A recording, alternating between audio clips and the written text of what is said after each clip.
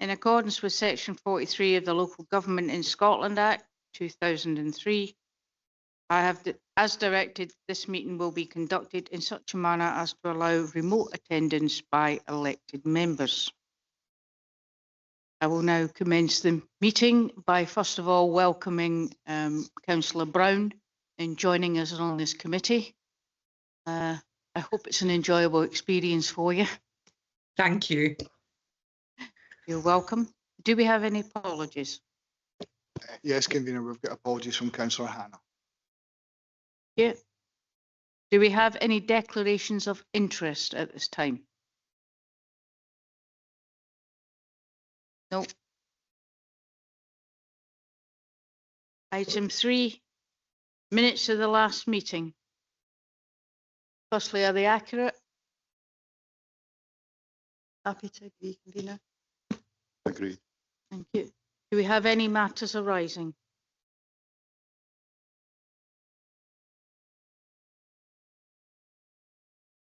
Okay, we're happy to agree those minutes then. Thank you. Item 4, rolling action log. Do we have any matters to rise?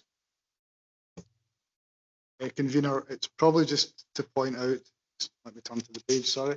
The committee at the last meeting asked for a report on follow-up on the Madison primary school audit, and it was suggested at the meeting that this would come after a follow-up audit, which is going to be sometime early in the new year.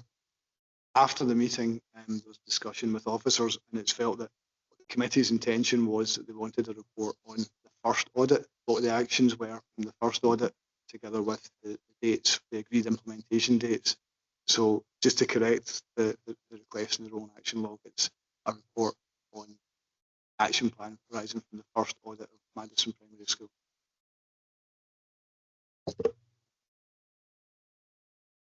John.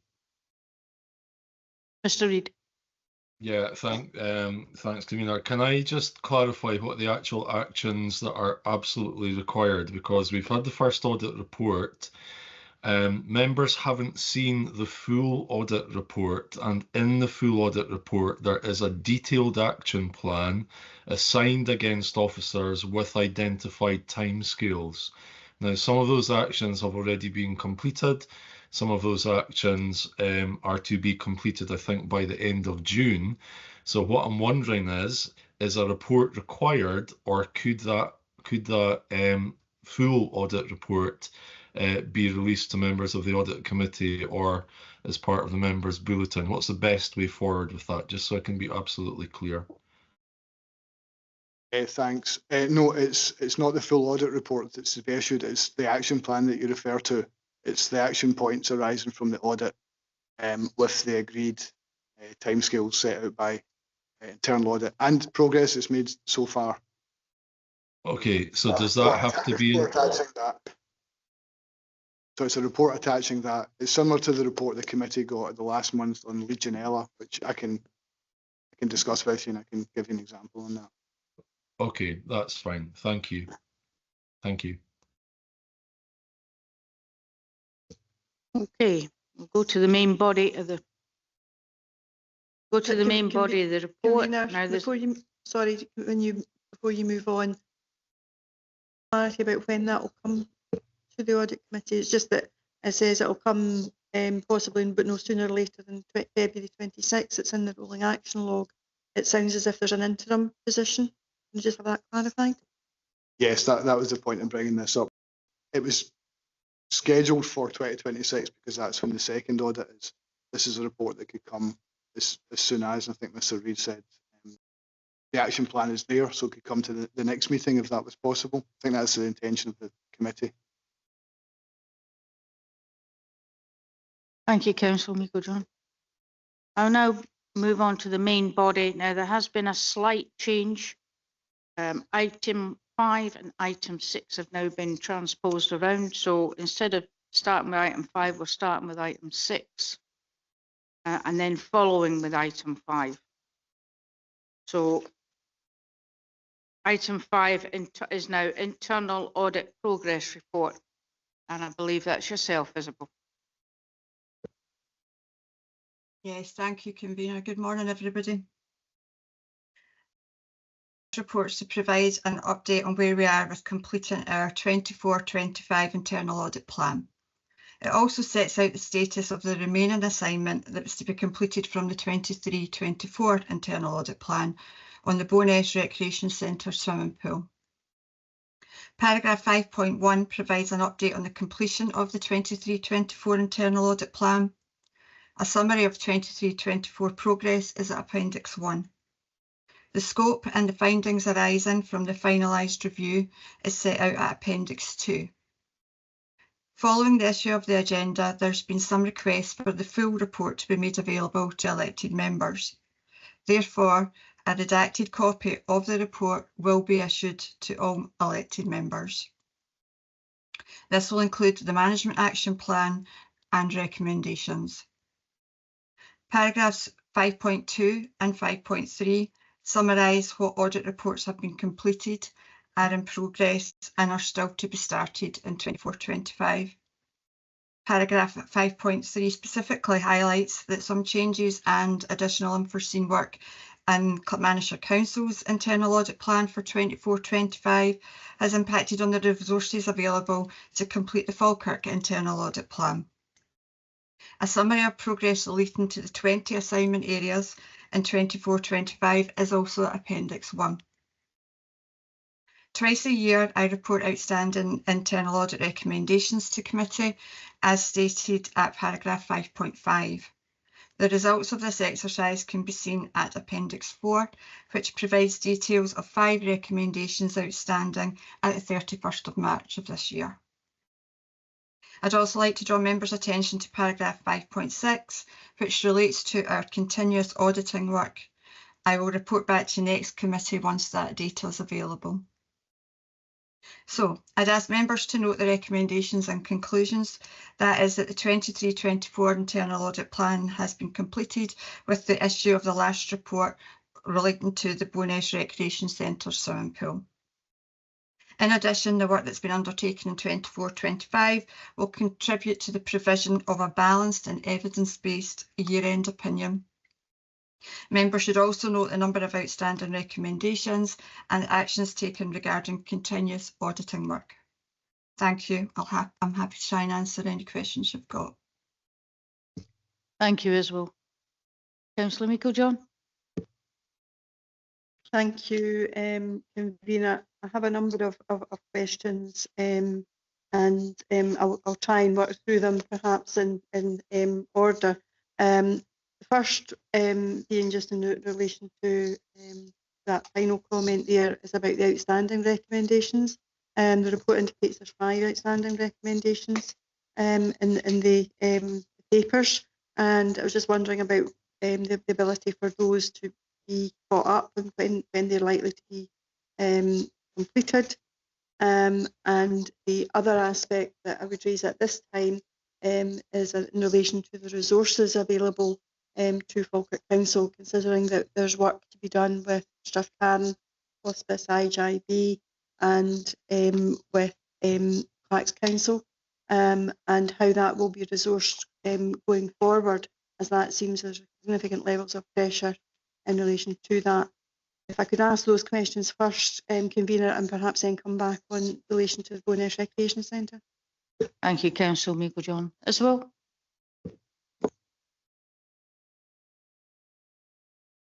Yes, the 5 recommendations that are outstanding, it's probably better that the services answer where they are with those recommendations, but you will see that in the action plan we have given the details that we have at this point, but I'm sure, and I know that in the dialogue to get the information into the report, that a lot of that work was ongoing to finalise those recommendations. But I think it would be better for the services to answer to those, if that's okay. Thank you, Isabel. Is it Mary? You'd like to come in? Yes, thank you, convener, and thanks for the questions, Councillor Meikle-John. We've actually got Kirsten Nightingale, who's the manager of our care homes, is actually online today to answer some of the questions about the outstanding items in relation to the monies procedures that's ongoing. So I might ask Kirsty to come in if that's all right through yourself, convener.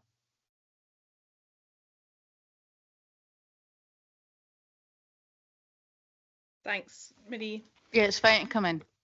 Thank you, convener. Yes, so the managing money procedure for care homes and Housemouth Care has been completed. We're just going through the final refinements to satisfy legal services. That's been completed today, and then we'll be able to issue it in time for the deadline of tomorrow. Once it's been ratified by Marie and Caroline Docherty and myself and legal services, the procedure will be added to the intranet and circulated within the internal care homes and Housemouth Care services, and then we'll be able to close off all the outstanding actions. Convener, just as a supplementary to that one, and I thank Kirsty for that, I guess an assurance, how would that then reflect on those of our residents within private care facilities? If you care to answer.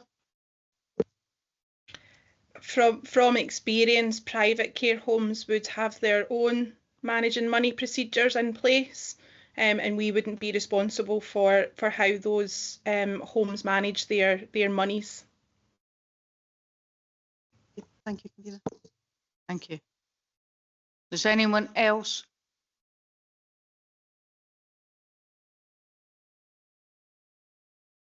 Does anyone else have any questions before I ask my own?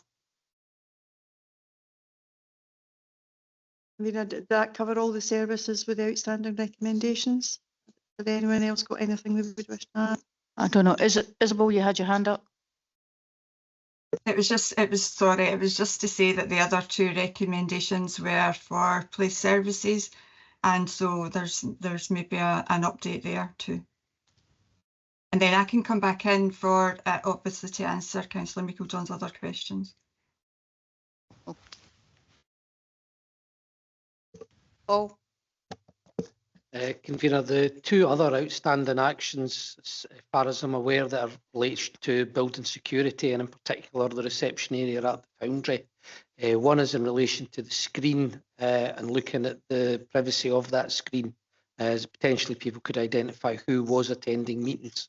There was consideration given to putting a privacy filter on the PC screen. That was identified as being hugely expensive. And the alternative is at the moment is to look at a film on the external windows. So you can only view out. However, that would actually detract from light coming in to the reception area. So there's currently a solution being looked at by the digital team. The other one was in relation to people attending meetings and events at the Foundry in relation to gathering in the reception area. And the customer and business support team are considering more detailed arrangements for escorting visitors. Both of those are currently in progress of being considered, but they are beyond what was the agreed date, but that is due to the reasons that I've just outlined. thank you, Paul. I'd like to ask that recommendations, they've no known implementation date. Can I ask why this is? As I've highlighted, there is both in terms of the first one in relation to the PC screen or the TV screen, there is no simple solution of just putting a filter on it, and therefore IT will have to look at what can be done in terms of filtering the windows, whilst also trying to ensure that we can get adequate lighting into that area. And it may need that we have to actually refurbish the reception area to do that. That would be a hugely expensive activity to be undertaken, of which there is currently no budget, so we don't have a set date that would be. In relation to the second one, there is management arrangements and risk assessments that have to be undertaken. So again, the primary action while sitting with us, it does rely on others action in that, but I'll certainly take the views of the committee and urge colleagues to progress these as quickly as possible. Thank you, Paul. I do appreciate the difficulty in the matter. However, I feel the committee would appreciate best guesstimation, even if it says 6 months or whatever, with a progress update. Thank you.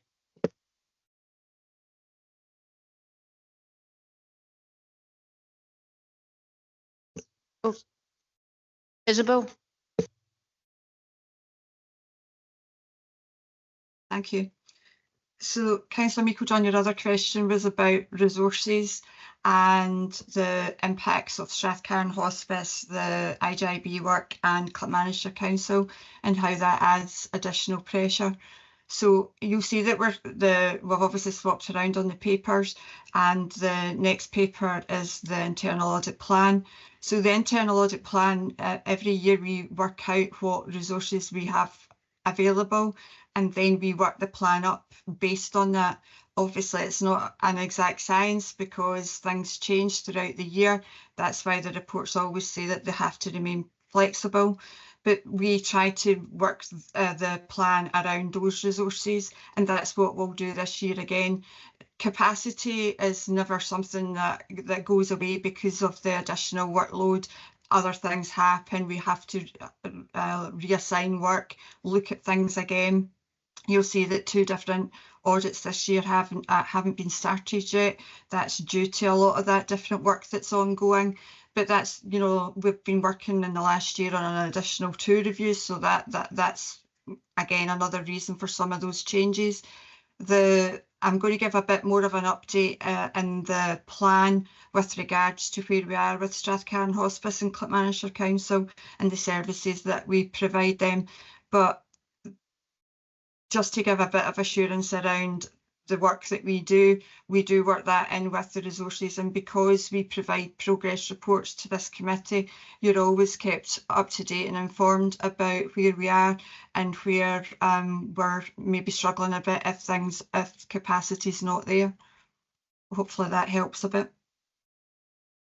That's helpful, Convener. May explore that further in the next item. Thanks, Isabel.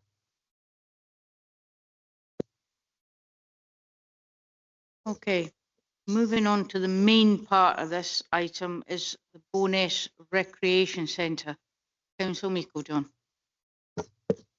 Thank you, Convener. I think we should acknowledge the swift action that management took in passing this to audit, recognising it was a very challenging situation. And I think it's been really helpful and quite cathartic to be able to have this report and recognise that there's still a lot of unanswered questions there, but also that I think there is significant work being done that actually allows us to look forward rather than looking back. But I just wondered if officers could maybe give a little bit of an overview around what lessons have been learned, recognising that we no longer have the Falkirk Community Trust, but the relationships between the Trust and the Council at times appear to have proved a bit of a challenge that has been quite fundamental to where we've got to on this and to what we would maybe look to do in the future if we were to engage in a similar way with a third party to deliver services on behalf of the Council.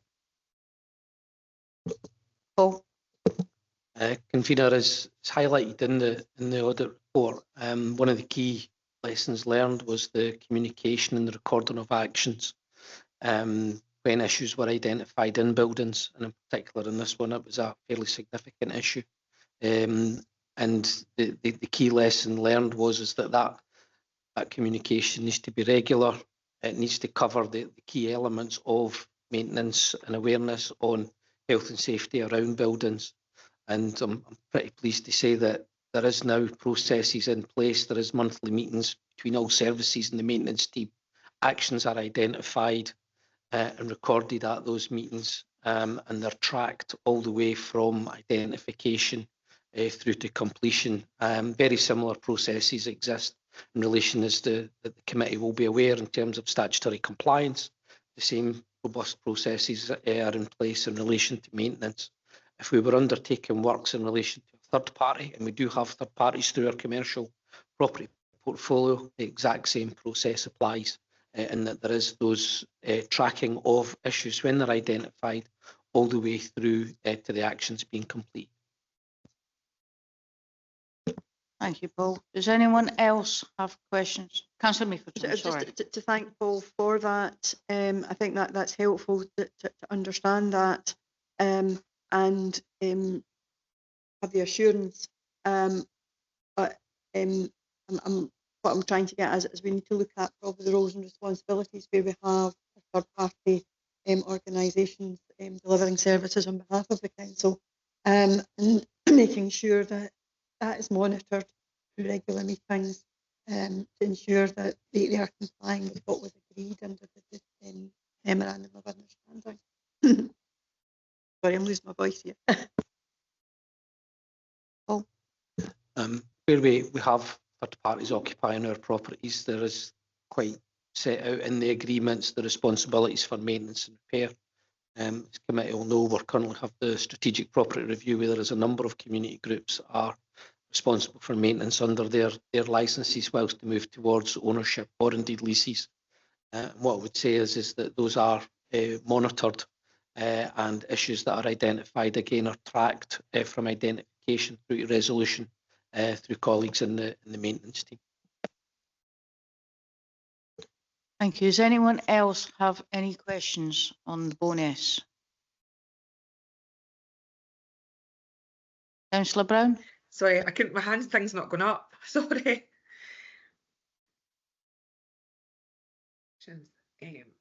I think most of these questions are probably for after we have the full report, but I wanted to kind of give a look at some of the questions that we're looking to find out. Things like, how was this report uncovered? What was the precise date of its discovery? And what action was taken on its discovery prior to it being shared with councillors? I have other questions, but these are kind of things that I'm looking to find out. And also if we will have access to the full report once it's available. And that's for Malcolm Binney. Thank you, Councillor Brown. Thank you. Paul? Sorry, Paul. It's actually myself, convener. I'll leave Isabel to answer the question on the availability of the full audit report. In terms of the identification or the uncovering of the 2019 report, that was identified in January 2024 following a review of the condition report and the review of all the records in relation to Bowness Recreation Centre on its wider condition that was discovered as part of that process. We reported to elected members on the condition of the centre on the 31st of January 2024, and at that meeting I did mention that I had concerns about the condition of the pool, but not to sensationalise the matter, and that we would instruct structural engineers to report on the pool. So engineers undertook their inspections and reported back on the evening of Friday, the 1st of March 2024, which identified they had significant concerns on the structural integrity of the pool, and the decision was made to close the pool as quickly as possible, which was the morning of the 3rd of March 2024. So that's the chronological order of the discovery of the report through to the closure of the pool. A final question. The report states that there were discussions between the trust and the council about what could be done and how to repair the pool structure. What's the evidence for this other than the outcome of tenders being commissioned? Are there emails, records or minutes, etc.? Convener, that they would be highlighted in the full audit report, and I would refer to Isabel in terms of those. It's certainly pre-my involvement. Thank you, Paul. Isabel, did you want to come in? Thank you. So the other question for me that you asked, first of all, was around the full report. So yes, there have been those requests noted, and the report will be made available depending how quickly we can get that organised. But yeah, I would imagine later today or not long after. So the evidence that we used for the report, I think you can see in the summary that there are a lot of unanswered questions, and we were saying there's no evidence of this and no evidence of that. I think what I would say, the review was essentially trying to put the pieces of a puzzle together, and it goes back to 2019 when that report was initially written. The council landscape or the structure has changed quite a bit since then.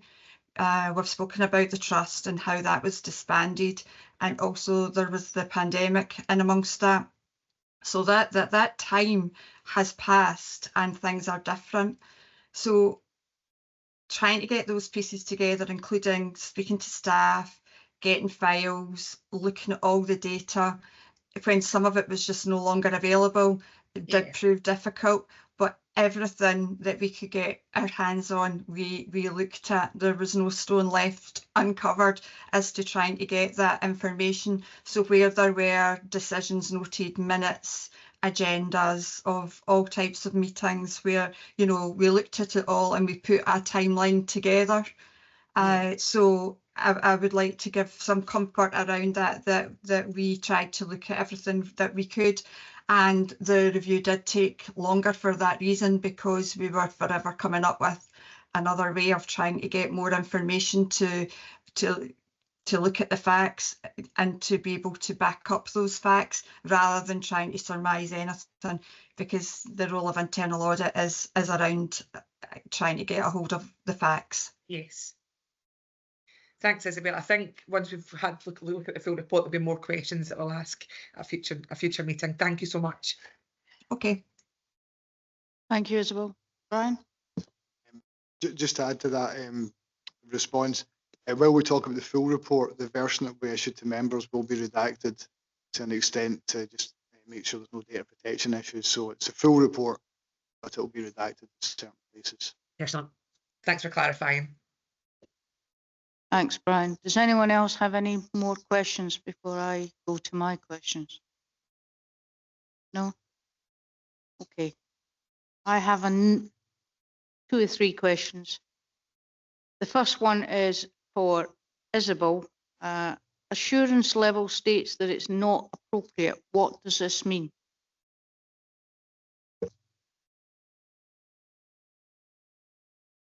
Thank you, Convener.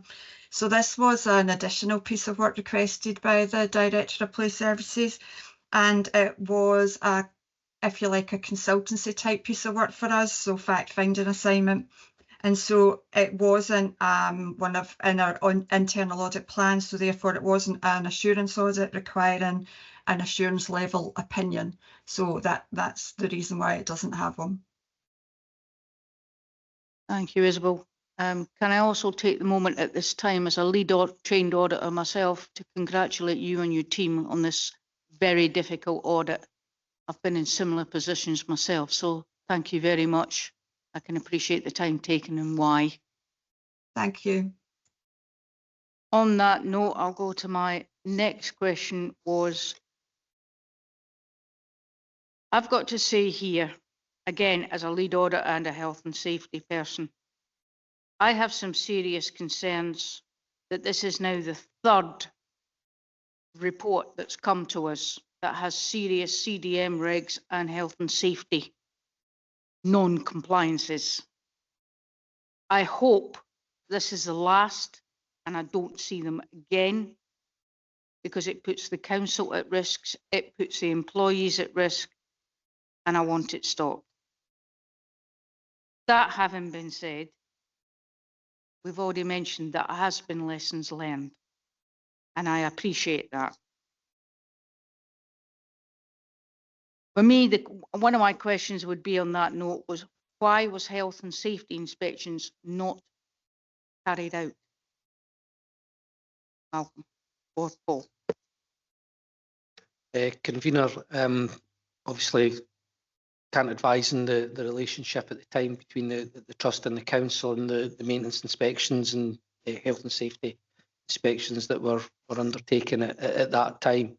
What I can assure the committee is that the current management arrangements in relation to the management of property compliance and property condition is managed through the corporate property compliance group. We now have a corporate landlord approach where health and safety and our dedicated property compliance team and maintenance team are regularly engaged, regularly monitoring the condition of our assets and monitoring and actioning when they identify issues all the way through to their completion and resolution, and where it is appropriate, then items are escalated for decision making. Thank you, Paul. My final question is regarding the 5 recommendations. Could the committee see an actual action plan for the next meeting? When I say action plan for this one, as with the Legionella and going forward, I would like this to be a standardised action plan as the national audit protocols dictate, which allows monitoring. And that would be the recommendation, the action, the due date, and finally the status. And the status can be completed, but if it says completed, I want the date it was completed so I can see whether it was a due date or not. If it's in progress, that's fine. If there's a delay, I'd like a simple one-liner saying why it's been delayed. But this is what I would like to see as a standard going forward so it meets the national audit protocols. If this could be provided, please, for the next meeting for the audit committee to review. Thank you.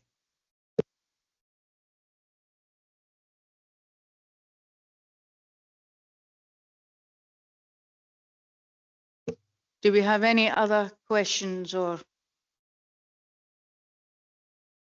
are we happy to agree and note this? Happy to agree, Convener. And can we note that we've asked for an action plan Agreed. and standardisation?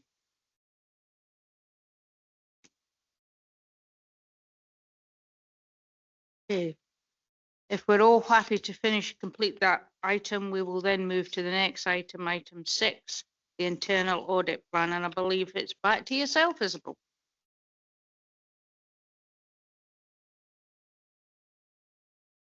Okay. So this second report from internal audit today sets out our proposed programme of work for 25-26 for approval. Paragraphs 4.1 and 4.2 highlight the requirement of the preparation of a risk-based internal audit plan as part of the new global internal audit standards, and that in agreeing the plan, committee should be aware that the priorities and internal audit resource could change over the course of 25-26. Therefore, the plan must be considered flexible. At paragraph 4.3 and paragraph 5.6, I've stated that I'll give a verbal update on the negotiations regarding the continuation of the internal audit service to Clackmannanshire Council and to Strathcarron Hospice. Discussions are currently ongoing, and I'm working with the Chief Finance Officer to scope out and cost alternative options in line with the resources available. Further updates will be provided at the next committee. The reporting arrangements and resources are in section 5. Specifically, the resources we've got available for delivering our planned programme of work at Falkirk Council are set out in the table at paragraph 5.5. The plan is split into 3 categories highlighted at paragraph 5.6. These include annually recurring assignments, committed assignments, and other client work. It tells you a bit about what each of those are. I would say that this year in the annually recurring assignments, time has been allocated to other types of annual but not direct assignment work, such as audit planning and preparation and attendance at committees, as well as other corporate and strategic meetings. The assignments that make up each element of the plan are set out at appendices 1 to 3. I've tried to give a little bit of detail on what the scope for each is likely to be, though again this may change once we start properly planning each assignment over the course of the year. The process for planning, undertaking and reporting on each individual assignment will remain the same as in previous years and set out at paragraphs 5.7 to 5.12. Paragraph 5.13 highlights that each year an internal audit annual assurance report is presented to committee. Internal audit will give an overall opinion on the council's risk management, governance and control arrangements based on the work that internal audit has undertaken over the course of the year, and that report will come to the audit committee in June. The report will also include a summary of all the work undertaken in 24-25. I draw your attention to the recommendations at paragraph 2.1. In particular, can I ask that the committee approves the internal audit plan for the year but to bear in mind that the resources available to internal audit may change and the need for the plan to be flexible. Internal audit will direct resources to where they're most needed, and progress will be reported to Audit Committee on an ongoing basis. Happy to take any questions. Thank you. Thank you, Isabel. Councillor Meikle-John? Thank you. I just want to build on the previous discussion that we've had around the resource, being very mindful and looking for assurance around the risks to Falkirk Council. With the additional work within Clackmannanshire, which I understand they require a bit more resource, but also that we've got the responsibility around the IJB, not just for Falkirk but for Forth Valley as well, and the capacity that is then required to take that on. Considering the very challenging and financial environment that we're in as well, I think that has to be taken into account, and the level of risks associated with that. But also an update on the discussions with Strathcarn, because it is highlighted that these are still ongoing, and to whether or not that is something that will be there, or something that we will need to look to commit to in the future, just because of the capacity. I'm concerned that the council could be put at risk, and I'm really seeking that assurance.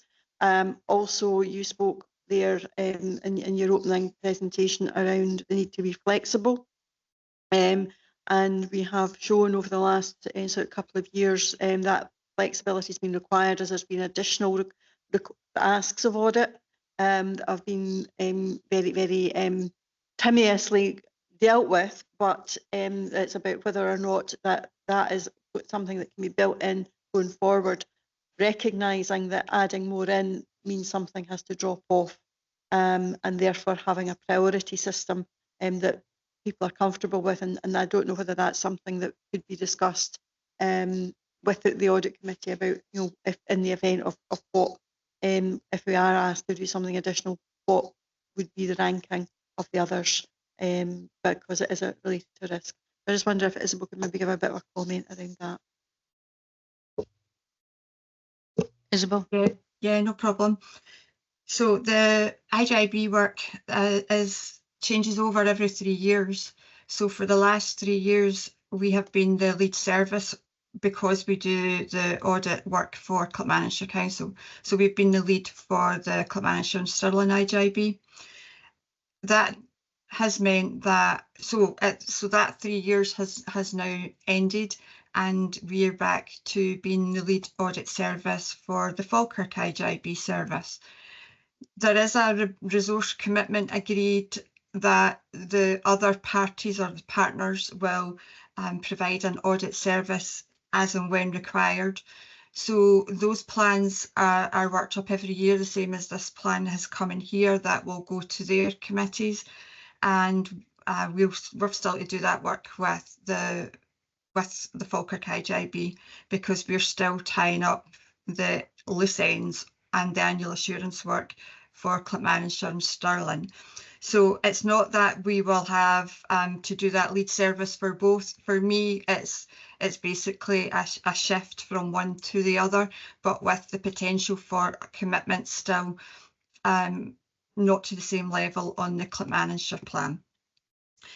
The hospice work is, I thought by today I would have more to say on it, and that we would have that clarified, what that was going to look like. But unfortunately, the decision hasn't come back from the hospice yet as to how they want to continue with the service and what that will look like. We're in the process of finishing our last audit for 24-25 with the hospice just now, and then we'll do our annual assurance work for them too. And I don't know if Amanda wants to say any more there, but I know that Amanda has been in dialogue with the hospice and is more or less just waiting for some information back. The other part of that question was around the flexibility and priorities once other work comes in and that we've not scoped for. And yeah, that is something that we have to consider when that happens. I think in the instances that you mentioned, Councillor Meikle-John, it's around the two that were added in 23-24, for example, Madison and the Bowness Rec report. Neither were small pieces of work. They did take a lot of extra time within the team, and I have to thank the team for their efforts there, because we were still trying to maintain the level of work that we were doing so that the internal audit planned work, you know, didn't falter at that time. So it was a lot of juggling of audit work and trying to get over the finishing line, and I'm glad to say that obviously today that's finally happened. I'd say the knock-on has been the fact that you'll see from the last report and this one that there were two audits that haven't been started, which were the Legionella arrangements follow-up and the pupil equity funding audit. But you will see that they have been deferred into this year's programme. So again, like other years where that has happened, we won't, you know, they don't fall off. We try to make sure that they're one of the first audits that we undertake in 25-26. And obviously there has already been quite a bit of talk this morning about Legionella again. So that is definitely a report that would be prioritised, as if I go back to your initial point about priority systems. So I feel that we do try to do that anyway.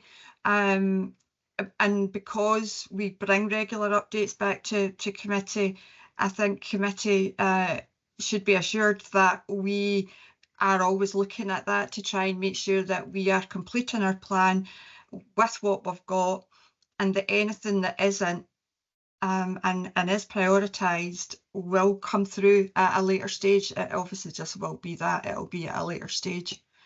I'm not sure if that answers everything that you wanted there, Councillor Meikle-John, but hopefully it helped. The only thing that I am seeking, and that it might be more difficult to give, is the assurance that having the additional work will not put the council as a whole at risk, just through our own audit process. Sorry, I Thank didn't you, answer Councillor. that. Thank you, Isabel. Amanda? Thanks, convener. I was maybe just going to give a little bit of an update, as Isabel referred to, in terms of the negotiations. So at the moment, we don't have an agreement in place for either Strathclyde Hospice or for Clackmannanshire Council for 25-26. And the reason, I think part of the reason for that is because we've been very clear with both parties that there needs to be a bit of a shift in the arrangements, and particularly with Clackmannanshire Council. The focus on the discussion is that we need them to put more resource into their team to support the work that's required. So they've been quite amenable to that. Negotiations are going quite well, I think. But that's we really need to conclude those two sets of negotiations to understand what the audit days are going to be available for Falkirk Council. So I suppose it's maybe just to give some reassurance that the sort of thing that's at the foremost of front of our minds when we're having these negotiations is about needing additional resource to support this work. And I think that we are making headway with that. We're hoping, as Bill said, we would have hoped to have been a bit further along by the time we came to audit committee. But hopefully, sort of by within the next month, we'll have those negotiations concluded. I know resources is a sort of perennial issue. Obviously, we would love to have more resources within audit, but we are constrained by our resources and by our financial situation. And I think the audit team do a really, really good job in covering the amount of work that they do. So hopefully, once we get these issues resolved with Strathcarron and with Clacks, that will put us in a much better footing for 25-6 and going forward. Thank you, Amanda. Does any other councillor have any questions? I just have one, and it's to Amanda.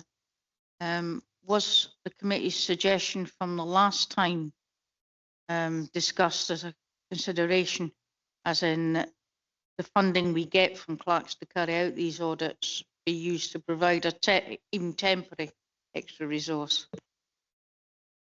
I think, well, we're looking at resources as a whole. I think the challenge is that at this point we don't have an agreement with clerks in terms of what's going to happen going forward.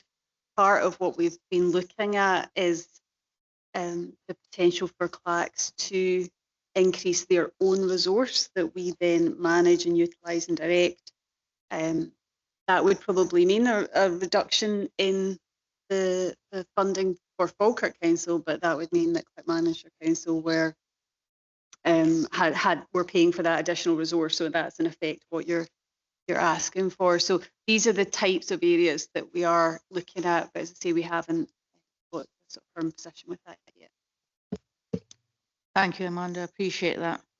Obviously, my health and safety background, I'm just concerned for the staff welfare. I don't want mental health burnout issues occurring. But thank you. I appreciate for the update.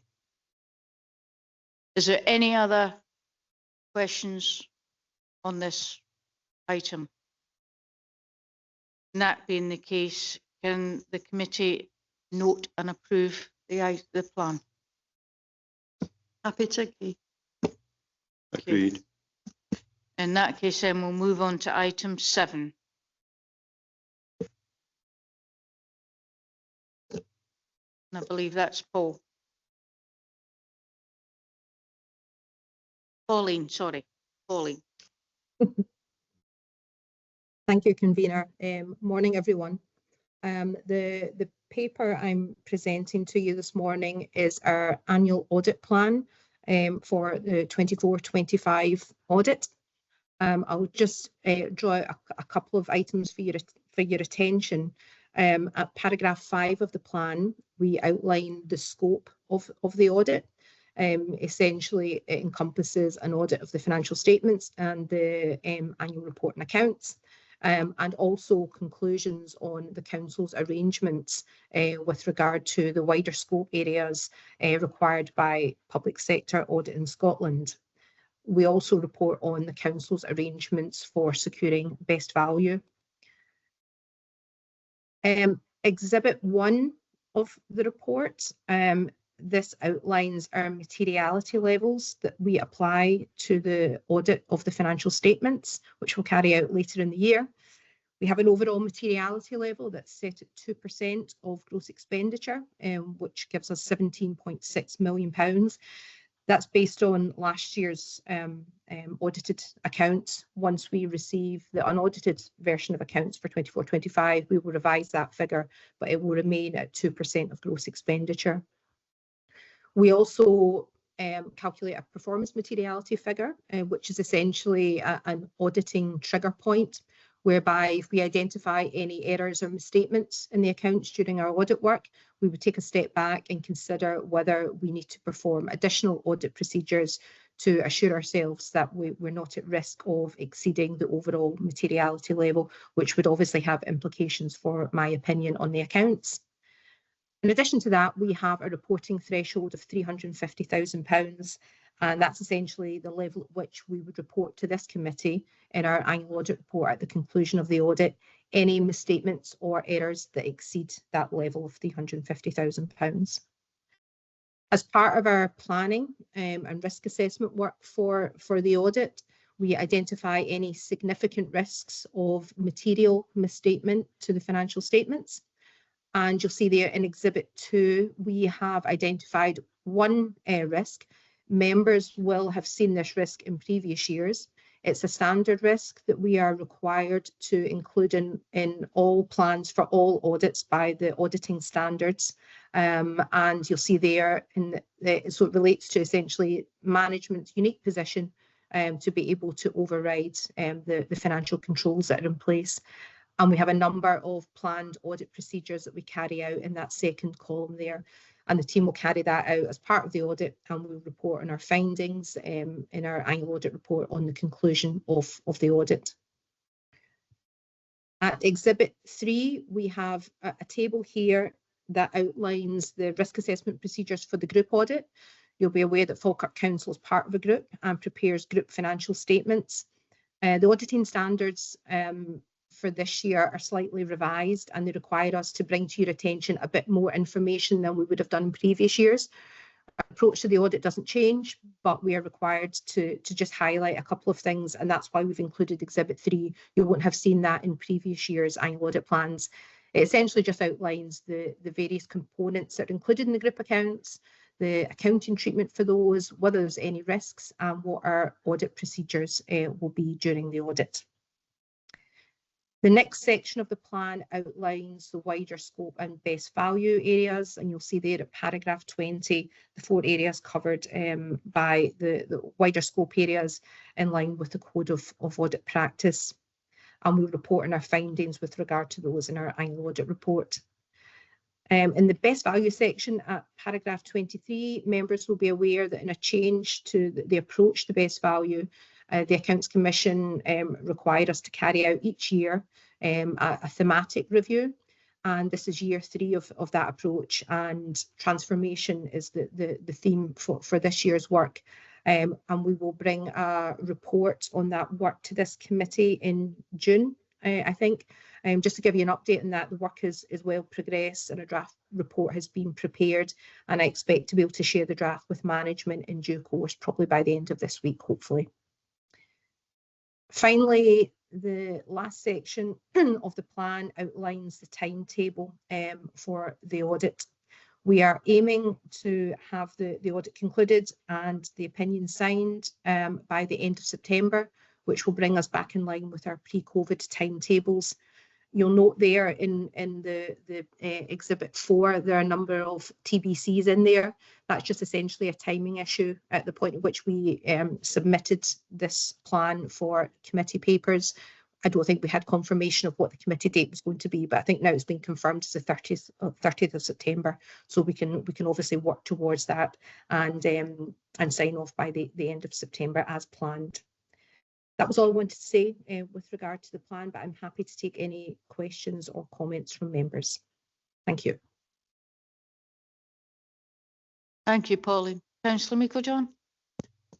Thank you, Convener. It was only one question that was to ask a wee bit more, and I don't know whether it's the auditor or whether it would be Amanda in relation to Exhibit 3, where Falkirk Council has a risk of material misstatement in relation to Exhibit 2 around fraud. And I don't know whether there's a bit more clarity about that particular situation and what we'd be able to do to mitigate some of that, so that there is not the material risks or it's not as high. So perhaps I could come in there. Yes, so the risk of fraud is essentially a risk that exists in all accounts, and it's related to the position that management have and their control over the financial systems that are used to prepare the accounts. Auditing standards require all auditors to consider that to be a significant risk for all bodies, for all sets of accounts. So if you were to pick up any annual audit plan for anybody, you would see that risk there. So it's not a risk that's unique to Falkirk Council. It's a standard risk. The planned audit procedures we have there in Exhibit 2 are standard procedures that we carry out, and we've carried them out in previous years. And just to give assurance to committee, we have not come across any issues with regard to that risk, and we've not been in a position where we've had to report anything that would indicate that there is a risk there. It's just something that the auditing standards require us to do, and we are content that the council has a number of robust arrangements in place to prevent and detect any risks, any fraud that there may be in the financial statements. But I don't know if Amanda wants to add anything to that. Amanda. Thank you. I'm just thinking that, we've heard the various get the update reports from internal audit. There's a series of audits on our systems and our controls, which is really helpful and should help to as part of that mitigation that Pauline referred to. We also have our annual assurance statements that all the directors have to complete, where we have to disclose things like any related parties, if there are any, where we have to highlight any concerns we may have around controls or systems. that's all reviewed by Isabel and her team, and then that all feeds into the annual governance statement as well, which is prepared as part of the accounts. We also have financial controls as one of our risks in our corporate risk register. It's a medium rated risk. So there's a number of mitigations in there, and I update that on a quarterly basis based on information that I'll get from Isabel or from the knowledge of what's happening out within the services. And then we do have a number of fraud. We've got a fraud action plan, and we've got a number of actions in there that we update on a regular basis as well, and committee gets the updates on that. And so there's a lot of activity that happens in this area to try and give our auditors, ourselves, the assurance that there's mitigations in place to try and identify and prevent.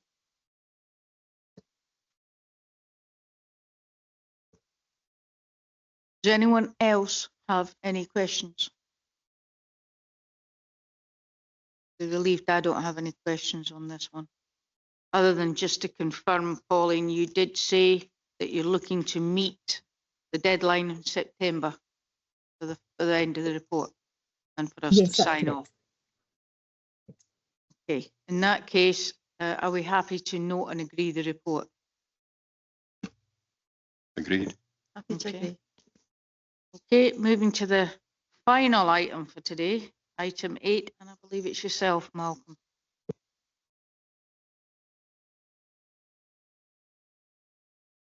Mark's going to provide a brief to the report. Go ahead, Mark. Thanks, Convener. Following the previous audit committee, we requested for a report on the outcomes of the governance of fuel audit summary report contained within Appendix 8. As the details of this, the audit itself highlighted both areas of limited and substantial assurance. And with regards to the aims of limited assurance, we've detailed what actions were put in place very promptly to mitigate those and to provide the areas of substantial assurance that the auditors were looking for. Sorry. I think within that report we've also detailed that we've actually went over and above the recommendations laid out by audit, and we've introduced a new role, which we actually shortlisted for this morning. We'll hopefully be interviewing next week, bringing a performance officer just to provide that further assurances with regards to fuel use and also with use of vehicles in general going forward. So that will hopefully as a result of that we are able to provide a much greater assurance to audit and to the committee that both fuel use and vehicle use has been managed within the council. Thank you, Mark. Councillor Middlejohn. Thank you. Just on that, Mark, just talking about the new role, and it mentions a couple of places in section 7 around additional resources staff being brought in. Firstly, how are those resources going to be covered? Is it within the existing budget? But what is the role of this new person going to be? Just to have a better understanding of what actually is it they're going to be tasked with carrying out. So with regards to budget, it has been met within existing budgets from fleet services. The role itself is a new role that we've brought in, and there is a number of items on the job description, but in regards to this, what we're looking for is to provide just that additional assurance with regards to fuel. Reports are sent to reports are sent to managers, but this could be quite a large amount of transactions each month. And so what we're initially looking for is to focus on, out of hours use, out of area use, what jumps out and should be highlighted to a manager immediately, so that there's less chance of any issues being missed through the reports, as I say, just the volume of it. And again, it's just hoping that that provides greater assurance to fuel use. Thank you, Mark. Does anyone else have any questions? No. Sorry, Councillor Forrest. Sorry, Mark, you said there was a large amount of transactions in the report. It states 1,388 for a sample of 61 vehicles. 61 vehicles, what sort of ratio is that? Is it large enough to make a full conclusion? 61 vehicles is approximately about 12% of the 13% of the council fleet. This was the auditor carried it out on. I'm not sure about how they chose those particular ones. I mean, the positive from that was that throughout those transactions, they found no evidence of any sort of fuel theft. All transactions were accounted for and verified by managers. Okay. Thank you for that. Thank you. Thank you. Is any other questions at all? Just for your information, Councillor Forrest, 10 to 15% is an average. It's what the railway use as a sample set. No, I know it doesn't, but it is a sample set. Just for your information. Okay. I don't have any questions again as such. However, there is one request we require when it comes to Appendix A, and I've already mentioned it earlier regarding the action plan. Whilst it's a very good action plan, it's missing the due date and the completion dates.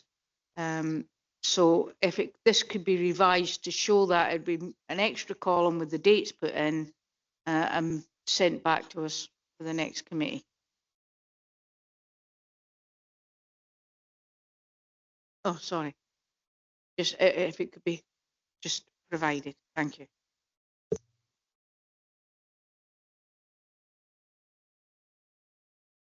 Any other questions? Okay. Then can we agree this and note? Happy to agree. And also note the revised action plan. There's nothing else, then I'm happy to close the meeting. I hope you enjoyed your first meeting, Councillor Brown. I did, thank you. It was very informative. No worries. I'm always happy if you need any advice as well. Thank you so much. Okay. Thank you very much for attending. The meeting is now closed. Thank you. Have a good day, everybody.